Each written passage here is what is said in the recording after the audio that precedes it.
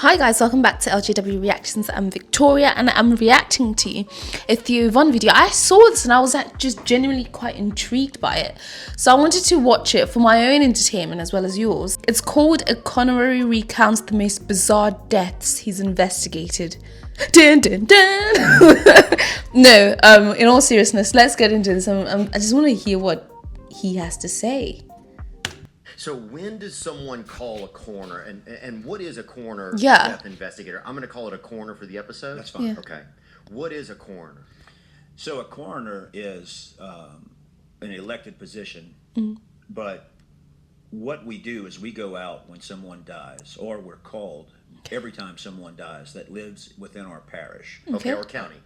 Or county. In Louisiana, it's parishes. Okay. So we're called if it's a natural case or if it's a homicide, suicide. Oh, wow. Any of the manners of death. Anytime it's an accident or just your general natural death, it comes to us. Okay. We have to pick up the phone and decide, is this natural causes or is there foul play? We work closely with police. Okay. So the police give you a call. That's right. Oh, so right. Take me through like an interesting call that's coming in, especially down there in Louisiana. Dang, bro. Yeah. I knew people that could, they couldn't learn the alphabet and they took their own life, bro. That's right. Whoa. We see a lot of that. There's a lot of preventable deaths that we can talk about. But, a typical call in Louisiana is anything from heart disease, suicide, OD. But to be more specific, we've had many that they find a body floating in the bayou. Oh. That can be different, because they've been exposed to water. So, they may be bloated more. Some of the surface evidence or the trace evidence that we use is not there because they've been floating. You can see where turtles and other animals in the water have nipped at them. Oh, yeah. So it can be somewhat gruesome and then hard to tell, why are they in this water? They're dressed in regular street clothes. They weren't, Right. They weren't swimming. They weren't swimming, they weren't fishing, they're in the water. Sometimes people OD and their friends have no clue what to do with them, so they throw them into the bayou. Wow. Interesting. Sometimes these guys are just hanging out and they slip and fall and hit their head or they pass out. We don't always know what got them to the bayou. Now, how do those bodies look if you roll up on a body? Because I've always wanted to find a deceased body. I think a lot of That's people a have. bucket list of mine. I see them every day, but I've never rolled up on one. Yeah. Wow. Interesting bucket list for sure. Why is that Didn't a think it's bucket on list mine thing? though. I don't know, but it happens often. I had a guy cutting the grass at a rent house and found a body. God. And did he get any intel or he just got lucky? No, he got cutting grass and boom, he found that body. A lot of times if you work and stay focused and you keep working towards, it's better than some lazy dude who's doing nothing finding a body. Right. At least that guy's out there doing something. Well, when that lazy person finds a body, you got to question, how'd you find this body? Yeah, that's another thing. We That's a good point. we had one recently that was just a driver was passing by and there was a lady in the ditch. Now, what was interesting was her arms were removed. Whoa. She was a Mexican female. How did Yeah, that that's happen? interesting. So they huh? removed her arms because of her tattoos. Oh. So this was the killer did. this was a hit job. Correct. And they didn't want her identified. So they see this in a ditch and they call us. And then we got to figure out, well, where's the arms? That is so interesting. There's interesting cases like that where people just, they right time, right place, and they find bodies. When I was growing up, there was this show on TV. It was called 1,000 Ways to Die. Now, I didn't know that these were based off of like real scenarios, but the show literally went through 1,000 ways a person can die. And a lot of the times it was the person died doing like super mundane stuff, like maybe they just decided to go down a basement and they slipped and fell and then they passed, or it could be anything really. It was such a bizarre show, but I remember me and my siblings watching it for a while. It was one of those shows we weren't really supposed to watch, so we didn't really watch it when my parents were around, and if they came in we'd just probably switch the channel, but it was definitely on TV for sure. And I think it came on between maybe like 8 and 9, because later than that we really would have been in bed. But I don't know if this was aired in America as well, but let me know. And so did you roll up on that scene with no arms? Yes. So when you get there, what's going on? Like, are people milling around? Is somebody, like, what's the scene like when you roll up on it? Well, in that regard, there's no families present. Yeah. That It's must be different than easier most. though. You know, it's a lot of sheriffs standing around looking at the dead body. Now we have jurisdiction on that body, and legally they're not supposed to touch that body until we get there. Yeah. Okay. So of course I would get there, look at the scene, you know, to try to find out, does she have family around here? What's she doing in this area? And you can tell that by the scene. They'll do an investigation. The law enforcement will do an investigation on their part, and then I'll start looking at the body for obvious signs of foul play. And in this regard, she had no arms, so we knew something wasn't right. And it wasn't like an alligator or an animal came out and removed her arms. This was intentional. Wow. You know, so in that case, we would get them to an autopsy. Yeah. Facility. Yeah, I mean, I had a guy find a foot once. It was from a fatality, but they called me, and this was, you know, weeks later. Hey, we found a foot. Would you come pick it up?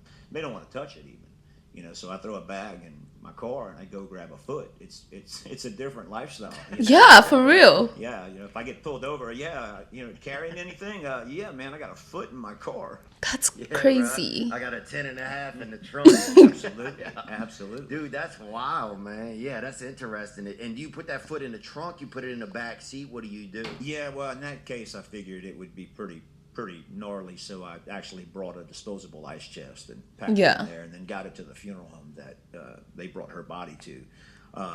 She may have been sent to cremation, but either way, the funeral home would take care of that body part. You know? Okay. And I've traveled with worse. And you know, in Louisiana, it doesn't snow often. We had a case years ago where there was an infant death, and the autopsy place is about an hour and a half away from where we live, Okay. or where we work in our parish. So they had a baby that had passed away, Oh no. and they asked, "Hey, it was snowing really bad. Hey, can you meet us halfway with this child?" And I'm in my personal car. I'm like, "Sure." So the baby, of course, is in a body bag. Yeah. So I'm driving down the highway with a baby in my And car. how big's that body bag? I mean, it's like a gallon or something. My big. Well, it's like a duffel bag for a Okay. baby. Oh, yeah. But you know, you get pulled over, and I have an unmarked car. I'm in street clothes or normally scrubs, and what are you carrying? At least you're not in a Miata or something. Yeah, yeah. That'd be the worst, bro. You get pulled over in a Miata and you got a baby in a duffel bag, bro. Well, I kind of went over the speed limit just to kind of maybe man, if I could only get pulled over here, you know, it would be an interesting case. Oh, that'd be fascinating. But no, you know, it's sad for when we lose babies like that. But the fact of the matter is, the baby needed to go to autopsy. Yeah. And we'll do anything we can to assist in that regard. And Yeah. if it meant driving through the snow 30, 45 minutes, you know, we'll do that. Yeah. That's some of the things that we do. It's crazy. He must see So I some was called to things. one case where the deputies said, this case is unusual. We'd like you to come out. And so then I go out, and they had noticed some blood dripping on the floor, blood stains. Out of the body? Just on the floor. Okay, that's So- all they noticed. Right, they saw that, and then the body was an adult male on a couch. Okay. Oh, okay. So how I did it walk get into the there? house, and I mean, we're reading everything the minute we get on scene. Even you know, what friends and family are there, how do they look, who's their neighbors, what area they live in. So I walk into the house, and this was kind of in the country, and the first thing I see is he had Mickey's Malt Liquor memorabilia everywhere. So I said, okay, I like this guy's style. You know, Yeah, he's a yeah. middle-aged guy. Yeah, he's a Kappa Sig, probably. Yeah.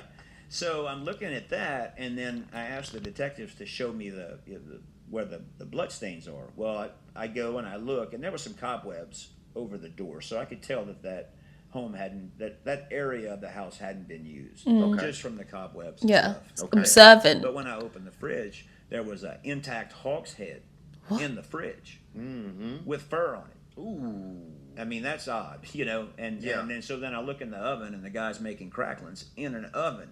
Now, if you've ever made cracklings, you know you're stirring those in grease. When you're baking cracklings on a Tuesday night, and you save the hog's head to make hog's head cheese later, you're gonna definitely have heart disease. Okay. There's no foul play here, fellas. And that blood probably came when he was moving the hog's head from the kitchen to from the counter to Right. the refrigerator. Oh, from the actual hog, you think? Yeah. So natural causes. So, you know, Damn, again, that's when you on your last limb for a snack, man. I talk mean, you about know? yeah. That's crazy. When you bro. baking cracklings, bro, you're gonna have high cholesterol at a minimum.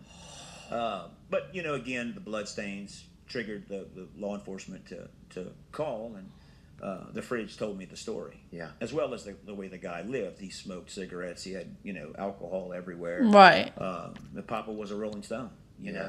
He that environment told me, what was going on with him. Right. It gave you a lot of clues right there. Now, That is so interesting, dude. So he's able to just walk into a scene and then based on the environment just piece together the entire story and then come to a conclusion as to has it been tempered with, is this foul play, is this natural causes. That is quite fascinating, but I wonder if he's ever gotten it wrong. Like, he walks in and he thinks he knows a story, turns out it was staged. You know what I mean? Like, how good can one really be? Presumably he's got a ton of experience under his belt, hence why he's able to speak so well about it, and you can tell he's seen things, essentially. How fascinating. now, say if you pull up on, like, let's go back to that water body, right? Right. What happens to a body when it's in water? Because I think sometimes a lot of people fantasize. That's one of the What? fantasies. I'm gonna find a body. Right. It's either in the woods by the interstate, or I'm gonna walk down by a creek bank and there's gonna be a body right there. I think that's some of the general fantasy of humans. No. What is I that? can't say I real- fantasize about that. Depending on how long it's been in. Yeah, so, it bloats. You get a lot of bloating in the water. So, fun fact, I actually studied biomedical science at university, and we learn about this, but from a very molecular perspective in terms of what happens when the person becomes deceased, as in, like, what happens, I think it's like first couple of days, then weeks, and then months, and all that stuff. So it's really interesting to hear it from his perspective. Obviously, I finished uni a couple of years ago, so some of the details aren't all the way clear, but it's just piecing together my side of an understanding as to how the human body decays over time versus his side. It's so interesting. The whole body puffs up. Normally the tongue protrudes out. Oh, You don't think about that. The No. gases and the gases and Yeah. decomposure, the bodies sink and then they rise when the gases start to fill Yeah. up the body, and that's when we find them. A lot of times they'll be snagged in branches on a bayou or in a river, but that body's going to bloat Yeah. a lot. And then again, turtles and other animals out in the water will start pecking at them. So it looks a little bit more traumatic than it is. But if we're unsure, we can always send that body to autopsy to try to Right. determine exactly what happened. And they'll take them apart. And a lot of times they'll cut into their heart and realize, well, this guy had a massive heart attack. I see. Right. So there was no foul play. Or he's full of drugs and there's no external trauma, so nobody hit him in the back of the head and threw him in there. Yeah, maybe pull up a little water bloat for us. No. Ooh. No. No. No. No. No. So No. that's, No. No. anything left. online these days. That dude looks like a Simpsons character. I was never good at this side of things. I mean, thankfully, we Sorry to didn't say really that, have to but see it like this. Like I said, we were very Pretty healthy cellular and not level, healthy. not so much the overall. I mean, that's unbelievable. Yeah, and especially in Louisiana, it's so hot and so deep. Yeah, you see, the temperature and like environmental factors can really rapidly progress the decay process. So I didn't know Louisiana was hot, but he's saying it's hot. So imagine if someone was to, pass in those climates, you can imagine how rapidly they would swell and decay, and yeah. And you'd just be amazed at people that live with no electricity. Oh, bro. What? If you leave a baby in the yard for 30 minutes, bro, I'd have algae on one side. Yeah, yeah. I mean, it's just like that. Nature really reigns supreme down there. it really does. And then some people are just really hardcore on drugs. We had a house one time that in the kitchen there was a piece of plywood, and when the officer slid the plywood back, that's where they were using the restroom. They were shitting in a hole in the kitchen, and then they would cover it up with a piece of wood. I mean, that's pretty hardcore in your home. In their home. Vietnamese, too, really. You'll see that, with people that just abuse drugs to the point of, they're living in condemned homes. But I got called one time, and the guy was still alive. They were doing CPR, and he had a heartbeat. So I walked, as I'm walking up to the house, I see the families, I see their posture change, like, oh shit, the coroner's here, it's not good. And, so I walk in, and the paramedic says, we got a heart rate And I'm like, he's not dead yet? Who called me? So I immediately walk out and I wave at the family. And that guy's still alive today. And you can imagine them saying, "You were so sick." Wow. The coroner came. You know, How does one become a those are, coroner? you know, we see crazy things. One lady was told to put jelly. She had a really bad infection.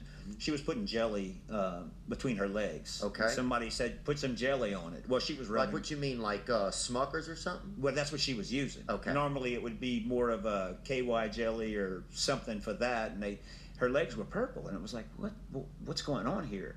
And her neighbor said, well, she was putting jelly on it. And it's like, wait, what? You were using Smucker? That's the wrong kind of jelly. But we've seen wedding rings around penises. It's like, man, how'd you even get that on Really? there? Yeah, just Wow, that must have been. That's a big promise. yeah, huge. We see bizarre things like that people do. Autoerotic deaths are actually very dangerous. We actually get not a lot, but enough of them. And that's where people are pleasuring themselves and also hang themselves? Yeah, they're starving their body of oxygen. That's crazy. Doing that, you need a spotter because That it's is so common for people to die Yeah. when they're doing that. that So, is If crazy. you got a spotter, you don't even need to do it, usually. Well, it depends. But yeah, I guess, people's into different stuff and people are... Yeah, it's People, so bad things can happen in that regard.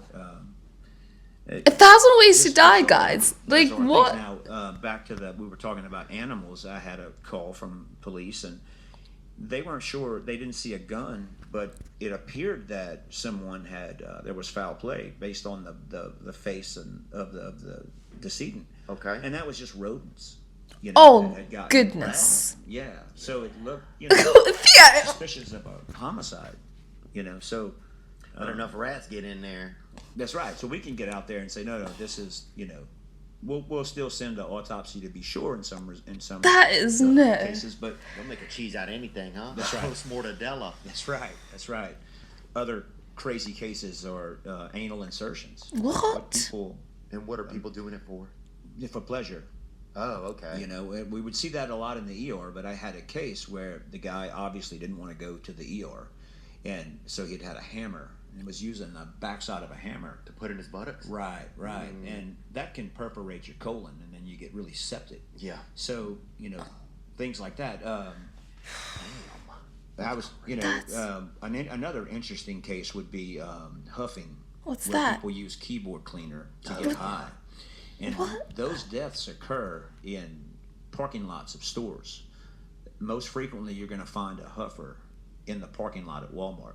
Oh, because they get out and get right into that can. They get, and so I had one guy, actually a veteran, and that's how he would stop his nightmares. It was the only thing that worked. Oh. And so law enforcement's on scene, and they're like, we can't find any drugs, but there's air cans everywhere, and that's dangerous. The worst is when you think you're doing like huffing like one of those things and you actually get one of those horns. Yeah, I can imagine. That's a wake-up call, huh? Oh, yeah, dude. That's the Lord trying to say, hey, look, Bubba. Yeah, time to stop. Yeah, I'm going to rescue you real quick, Daddy, 'cause that's the worst, man. You ever found somebody hiding somewhere real neat? Like, or somebody died during hide and go seek or something? That's Yeah, well, there was a guy under a house once, and, no clothes on. what? That's I wouldn't like that part. Yeah, naked under a house, eating popsicles. Oh, yeah. eating what? That's I'm on the that's fence. different. Yeah. Yeah, that's a different way to do it. PCP, What's that PCP? makes you a bit crazy. But truck drivers, we get truck driver deaths a lot. They're from out of state. Accidents? Why do you get truck driver deaths a lot? Well, not a lot, but we get them. We have truck stops, and a lot of times they'll pull over, and look, truck drivers aren't healthy. I mean, they're big guys because they drive all day long. Yeah. And sometimes I'll get called out, and I'll be in somebody's truck.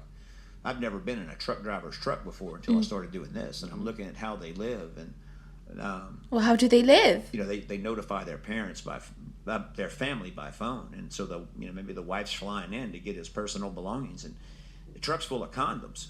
And it's What? like, oh man, I don't want this wife coming into his truck. So hey, can we throw this stuff out? Oh. My wife gets there. Yeah, give him a little. That's respectable, dude. I don't want the family's last thoughts to Yeah. So there are different cases and different positions that we're in for sure. Damn. It's an interesting job, and Damn. I'm very sympathetic and compassionate when we all get faster as we work. We get faster at things we do. We learn how to do them faster. And every once in a while I have to stop and remind myself to slow down. These are people. To make eye contact with that family and to be really compassionate. Yeah. Yeah, that's the nature of everything, I think. Yeah. Once you get in the flow of something too much, Yeah, you do it too fast. Yeah. You don't stop to, maybe spend that extra time with them to reassure them that, that their family's taken care of. So, Yeah. That is so interesting. And one of the points I was going to make was I wonder if at some point one becomes desensitized to scenes like that, as you would naturally. But I'm glad he caveated at the end to say that he does on occasion remind himself that, it's not just a job. There are people involved with this, and it's a very delicate matter that he's involved in.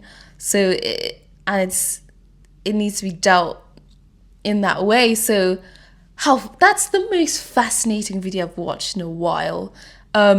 Crazy how people pass. I mean, a lot of those things went over my head, and this is I just don't really know what they mean, or I don't really know why people would do certain things, but humans are quite complex creatures, so I guess it's okay not to know everything. But let me know your thoughts. Let me know your thoughts. Like, comment, share, subscribe, and this has been Let's Just Watch. See you later. Bye.